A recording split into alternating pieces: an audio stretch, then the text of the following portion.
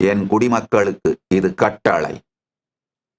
எந்திரிச்ச உடனே தயவு செஞ்சு அந்த செல்போனை நோண்டி நியூஸ், உங்க கேர்ள் ஃப்ரெண்டோட மெசேஜ், அந்த தருதரம் ஒரே ராத்திரியில 10 தடவை உங்களை பிரேக்கப் பண்ணி 10 தடவை திரும்ப மெசேஜ் அமைச்சிருக்கும் பேச்சப் பண்றது. காலையில எந்திரிச்ச உடனே அதை பார்த்து என்ன புடுங்க போறீங்க? ஒன்னும் தேவையில்லை. இப்போ உலகத்து முழுக்க என்ன நடக்குதுன்னு தெரிஞ்சுட்டு என்ன பண்ண போறீங்க காலையில 1.5 மணி நேரத்துல? ஒன்னும் தேவையில்லை. அப்படியே என்னவோ நீங்க முடிவெடுக்காம கப்பல் கவுந்தரெல்லாம் போறதில்ல. அப்படி ஒருவேளை காலையில 1.5 மணி நேரம் நீங்க முடிவெடுக்காம கப்பல் கவுந்து போனா அந்த கப்பல் கவுந்து போகட்டும். முதல் 1.5 மணி நேரம் உங்களுக்கு, வேற யாருக்கும் கிடையாது.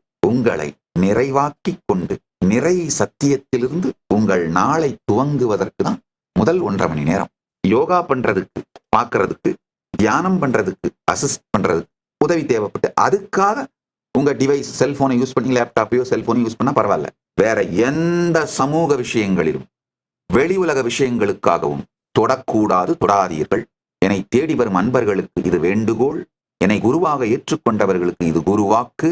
என் குடிமக்களுக்கு இது கட்டளை. கைலாசாவின் கந்தசஷ்டி மகோத்சவம். பகவான் நித்யானந்தரை கேளுங்கள். 6 நாட்கள் தினந்தோறும் நடைபெறும் தொடர் நேரலை சத்சங்கத்தில் இணையுங்கள்.